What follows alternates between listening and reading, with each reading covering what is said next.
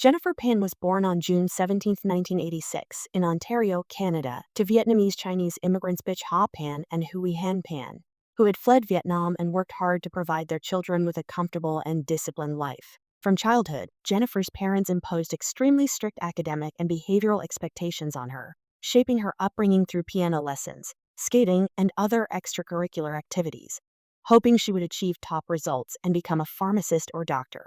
Although she was an average student, Jennifer began forging report cards and transcripts to hide her poor performance, telling her parents she was excelling in high school and later that she had been accepted to university.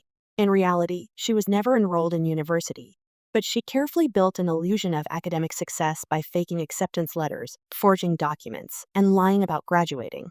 Meanwhile, she developed a secret relationship with Daniel Kai Kwong Wong, a young man her parents disapproved of due to his lifestyle and job.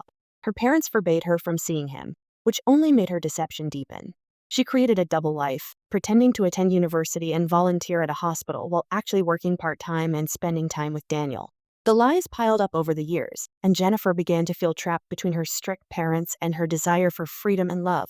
By 2010, her father discovered the truth about her false academic life, removed her cell phone, cut off her relationship with Daniel, and monitored her closely.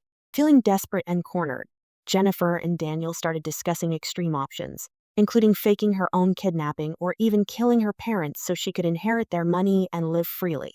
What began as fantasy turned into planning when Daniel introduced Jennifer to an acquaintance, Lenford Roy Crawford, who claimed he could arrange a contract killing. Through Crawford, Jennifer got connected to two more men, David Milvaganam and Eric Shankardi. The plan was set. For around $10,000, the men would stage a home invasion, kill her parents, and make it look like a robbery gone wrong. Jennifer unlocked the front door from inside the house and texted the men when everything was ready. On the night of November 8, 2010, three masked gunmen entered the Pan home in Unionville, Ontario. They confronted her parents, tied them up in the basement, and shot them multiple times. Bich Ha Pan was killed instantly, while Han Pan survived but suffered severe injuries, including permanent blindness from a head wound. Jennifer, meanwhile, claimed she was tied upstairs but somehow managed to use her phone to call 911. She hysterically told the operator that intruders had broken into her home, tied her up, and shot her parents. When police arrived, the scene initially appeared consistent with a robbery, but detectives soon noticed strange inconsistencies. Valuables like cash, jewelry, and electronics were untouched, and Jennifer seemed oddly calm for a victim. During multiple police interviews, her story kept changing. The 911 call itself raised questions. She claimed her hands were tied behind her back, yet she had dialed the phone and held it for a long conversation.